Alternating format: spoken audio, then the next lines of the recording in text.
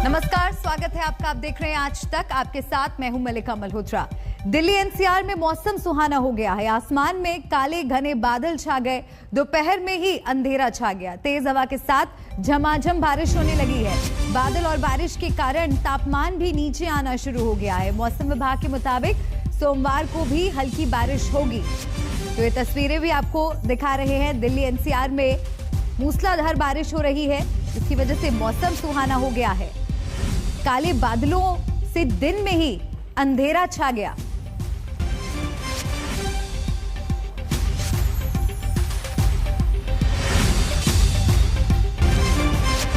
और मेरी सहयोगी श्रेया चैटर्जी हमारे साथ जुड़ गई हैं सीधा दिल्ली से। श्रेया, इस वक्त आप कहां पर मौजूद हैं? तस्वीरें दर्शकों तक पहुंचाइए। मूसलाधार बारिश दिल्ली एनसीआर में हो रही है, मौसम भी सुहाना हो गया है। जी हाँ, बिल्कुल। देखिए, हम अभी सेंट्रल दिल्ली के जो मंडी हाउस सर्किल वहाँ पे मौजूद है और आप मौसम देख सकते हैं। ये ही छवि करीबन 1 घंटे से है और बहुत ही ज़ोर से बरस रहा है। इसके चलते हम देख रहे हैं कि आसपास की जो सड़कें हैं उसमें थोड़ी वाटर लॉगिंग भी शुरू हो गई है, जो दिल्ली की प्रॉब्लम है। 1 घंटे से ऐसा मौसम है और ना कि सिर्फ केवल दिल्ली में, नोएडा में, हालांकि पूरे एनसीआर रीजन में बादल छाए हुए हैं और ऐसे भारी बरसात अभी जारी है। और कहा जा रहा है कि आज पूरा दिन शायद ऐसा ही रहेगा, बारिश चलती रहेगी करीबन सोमवार तक। मौसम विभाग से यही खबर आई है कि थोड़ी बहुत बूंदाबांदी रहेगी, लेकिन आज का जो मौसम है वो भारी बरसात जारी रहेगी। करीबन 1 घंटे से ये हाल है। हम सेंट्रल दिल्ली में मौजूद है और आप जो देख रहे हैं, बादल अभी भी पूरी काली तरीके से छाई हुई है और पूरी बरसात, एकदम भारी बरसात अभी भी चल रही है। जी, शुक्रिया आपका तमाम अपडेट श्रेया दर्शकों तक पहुंचाने के लिए। और आज छुट्टी का दिन है तो दिल्ली वाले ट्रैफिक से तो बच जाएंगे, लेकिन मौसम का यही रुख कल भी रहने वाला है। और चलिए अब बात केरल की कर लेते हैं, जहां भारी बारिश और लैंडस्लाइड में 15 लोगों की मौत हो गई। इडुक्की और कोट्टयम में कई जगहों पर जमीन खिसकने की घटना सामने आई है। पंबा नदी में खतरनाक स्तर पर जलस्तर पहुंच गया है। त्रावणकोर देवासम बोर्ड ने भगवान अयप्पा के भक्तों से सबरीमाला मंदिर ना जाने की अपील की है। मौसम विभाग में पठानमथिट्टा, कोट्टयम, एर्नाकुलम, इडुक्की, त्रिशूर और पलक्कड़ जिलों को रेड अलर्ट पर रखा गया है। इसके अलावा 7 जिलों तिरुवनंतपुरम, कोल्लम, अल्लापुझा, मलप्पुरम, कोझिकोड और वायनाड में ऑरेंज अलर्ट जारी किया गया है। 6 तस्वीरें आपको दिखा रहे हैं। केरल में बारिश जानलेवा साबित हो रही है। तमाम तरह की दिक्कतों का सामना लोगों को करना पड़ रहा है। आशुतोष का रुख कर लेते हैं। आशुतोष हमारे साथ जुड़ रहे हैं। आशुतोष, इस वक्त आप कौन से इलाके में मौजूद हैं? इस वक्त स्थिति कैसी है और रेस्क्यू का काम कैसा चल रहा है?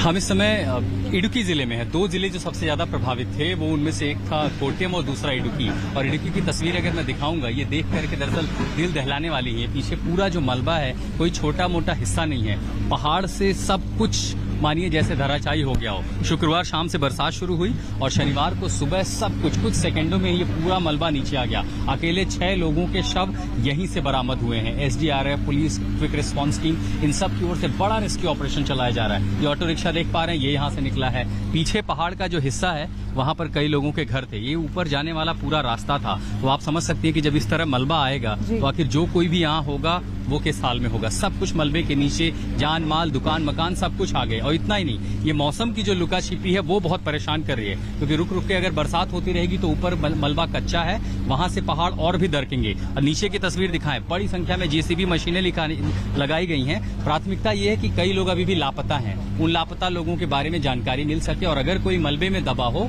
तो उसे कम से कम सुरक्षित निकाला जा सके। लेकिन इन सब के बीच मौसम चुनौतीपूर्ण बना हुआ और कई सारे दूसरे इलाकों में या तो ऐसी ही लैंडस्लाइड है या फिर जो गांव एक दूसरे जिलों को जोड़ने वाले थे वहां की सड़कें टूट चुकी हैं, वो एक दूसरे से कट हो चुके हैं। तो अब बड़ी चुनौती है कि राहत और आपदा में जो बचाव कार्य है उसको लेकर के वहां कैसे पहुंचा जाए। मनिका जी, आशुतोष, और ये भी बताइए कि जो बाढ़ प्रभावित क्षेत्र हैं वहां पर लोगों के लिए क्या क्या इंतजाम किए गए हैं और कहां पर लोगों को लेकर जाया जा रहा है? जो निचले लो लाइन इलाके जिनको हम कहते हैं, जहां पर पानी का स्तर बढ़ा था, बहुत लोगों के घर हैं जो प्रवाह का शिकार बन गए। तो जितने नजदीकी सरकारी स्कूल हैं वहां ले जाया गया ताकि उनको वहां पर रिलीफ सेंटर बनाए गए हैं, खाना पीना वो मुहैया कराया जा रहा है। अब दूसरी एक बड़ी चुनौती है कि पूरे इलाके में बिजली ठप है, तो उसके लिए जो एसडीआरएफ की क्विक रिस्पांस टीम है वो लगी हुई है। बिजली विभाग लगा हुआ है कि कुछ कुछ इलाकों में बिजली रिस्टोर कर दी जाए।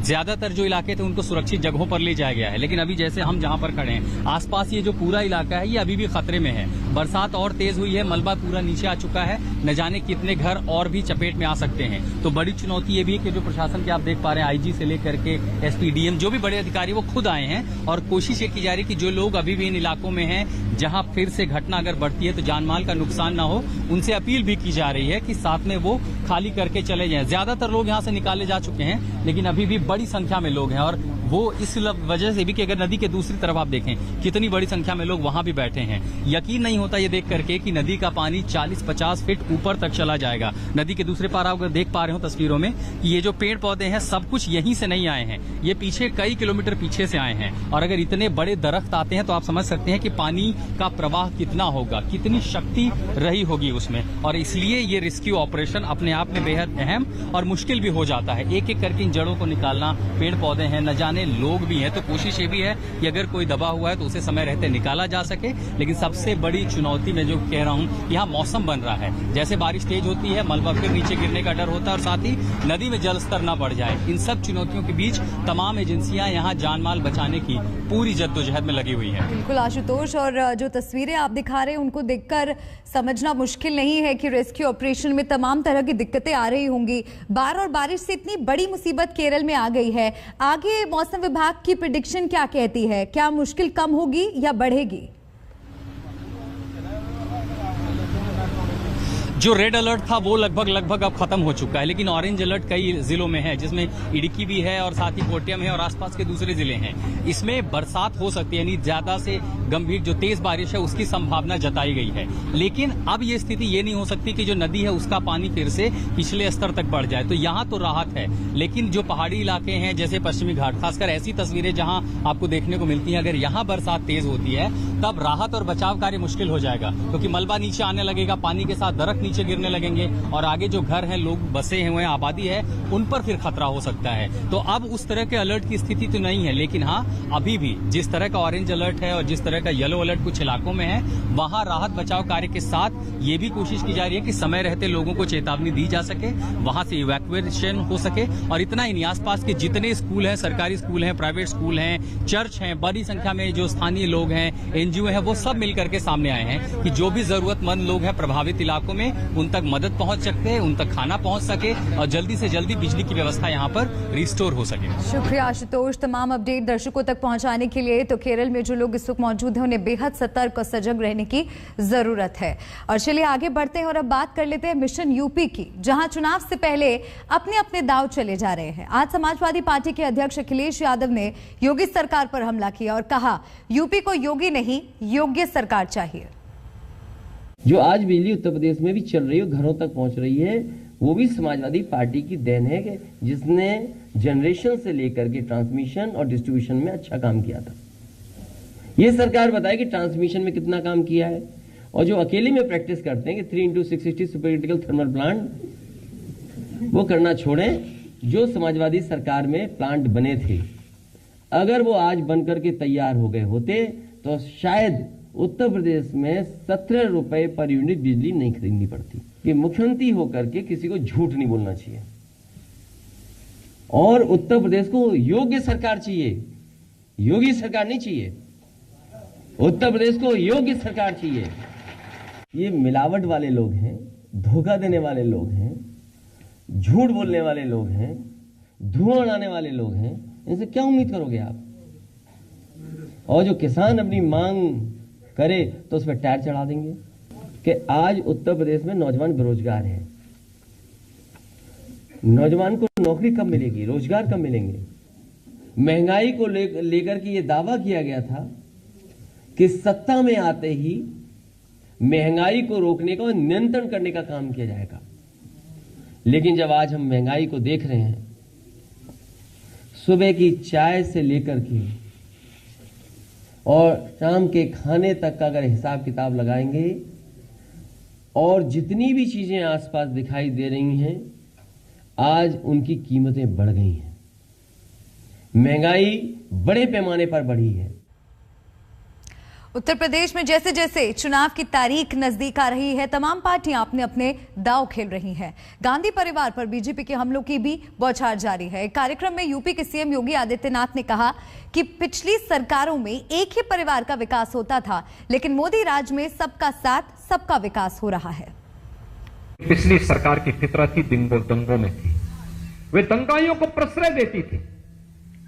वे दंगाइयों को हर प्रकार से प्रश्रय देकर के आगे बढ़ाने का कार्य करते थे और प्रदेश में दंगों से बहुसंख्यक समाज प्रताड़ित तो होता था, झूठे मुकदमे दर्ज होते थे। जो मूर्ति बनाता था उसकी मूर्ति नहीं बिकती थी, जो दिया बनाता था उसके दिया तोड़ दिया जाता था और उसके बाद पर्व और त्योहार को अंधेरे में धकेल दिया जाता था। लेकिन भाइयों बहनों, विगत 4.5 वर्ष के अंदर आपने देखा होगा उत्तर प्रदेश में एक भी दंगा नहीं हुआ और दंगाइयों को पहले दिन से संदेश दे दिया गया कि अगर दंगा करोगे तो अगली 7 पीढ़ी का पट्टा लिख करके जाना, जो भरपाई करती रहेगी। जिन लोगों ने प्रदेश और देश में शासन किया, आपने ज्यादातर इन लोगों को देखा होगा, नारा वे भी लगाते थे। नारा जो 14 में नारा बदला था सबका साथ सबका विकास का, उससे पहले प्रदेश और देश में जिन लोगों ने शासन किया था वो जिन लोगों का नारा होता था कि सबका साथ लेकिन उनके परिवार का विकास, यानी उनके स्वयं के विकास के बारे में वे सबका साथ लेना चाहते थे। वे कभी भी उनका दृष्टिकोण परिवार से ज्यादा बढ़कर के नहीं हुआ, अपने स्वयं के परिवार का, स्वयं और स्वयं के परिवार के विकास के अलावा समाज और राष्ट्र के बारे में उनकी चिंता थी ही नहीं। परिवारवाद के सवाल पर कल केंद्रीय गृह मंत्री अमित शाह ने भी कांग्रेस पर तीखे हमले किए थे जब वो अंडमान निकोबार के दौरे पर थे।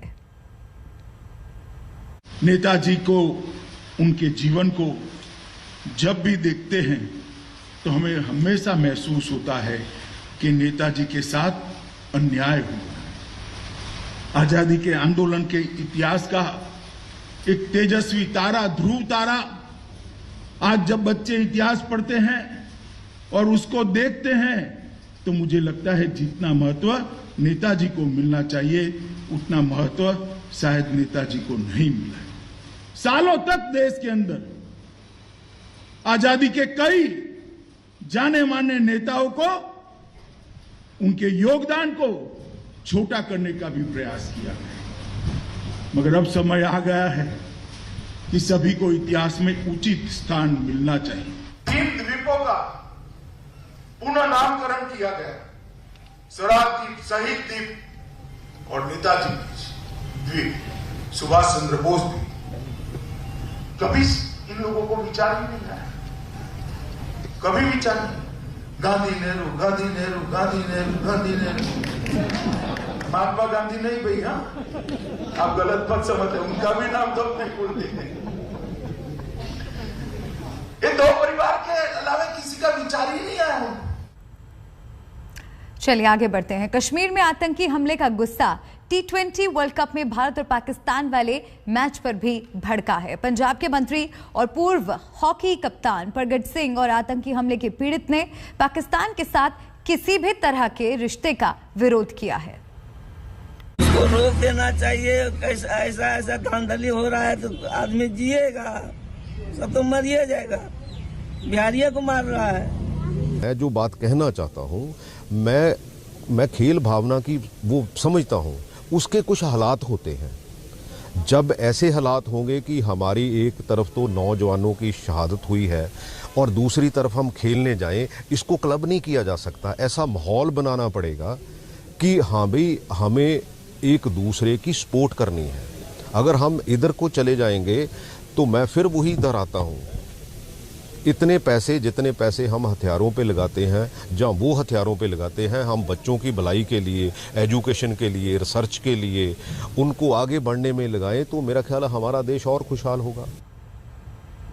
खबर पश्चिम बंगाल के दुर्गापुर से, जहां दुर्गा विसर्जन के दौरान 2 गुटों में हिंसक झड़प की खबर है। अन्नपूर्णा इलाके में मूर्ति विसर्जन के बाद कुछ लोगों ने दूसरे गुट पर बमबारी की, जिसमें 6 लोग गंभीर रूप से घायल हो गए। उपद्रवियों ने गाड़ियों में तोड़फोड़ भी की। पुलिस ने मौके पर पहुंचकर हालात को काबू में किया, लेकिन इलाके में तनाव अब भी बना हुआ है। भारी संख्या में पुलिस बल भी तैनात है। दुर्गापुर में विसर्जन के बाद बमबारी की घटना हुई, वाहनों में तोड़फोड़ की गई और इस घटना में 6 लोगों के घायल होने की खबर है। देखिए, बांग्लादेश में जिस ढंग से परिकल्पित तरीका से दुर्गा पूजा पर हमला हुआ, एक नहीं कोई स्थान पर हुआ, एक साजिश था। उस साजिश को हमारा पश्चिम बंगाल में साकार करने का कोशिश कुछ मौलवादी लोग कर रहे हैं, और दुर्गापुर का घटना इसी का ही एक ताजा नतीजा है। इसीलिए देखिए, सबको सचेत रहना चाहिए, सरकार को भी सचेत रहना चाहिए, और ऐसा सांप्रदायिक हमला या बांग्लादेश का कोई हमला का प्रभाव या बांग्लादेश का कोई हमला का साजिश इधर कामयाब ना हो, इसके लिए सारे लोगों को, जनता से भी मैं अपील करना चाहता हूं, सरकार से भी अपील करना चाहता हूं, जो शांति बनाए रखने के लिए जो कदम उठाना चाहिए। तमाम अहम और बड़ी खबरों पर नजर हमारी बनी हुई है। वक्त एक ब्रेक का है, जल्द लौट रहे हैं, देखते रहिए आज तक। खबर भोपाल से। भोपाल में दुर्गा विसर्जन के दौरान एक सनकी कार सवार ने एक बच्चे को रौंद दिया। मामला उस वक्त भड़का जब विसर्जन जुलूस की भीड़ के बीच में एक तेज रफ्तार कार घुस आई और लोगों के विरोध करने पर कार सवार ने बैक गियर लगाई और भीड़ के बीच कार को तेज रफ्तार से दौड़ा दिया। इस हादसे में एक बच्चा कार की चपेट में आ गया और गंभीर रूप से जख्मी हो गया।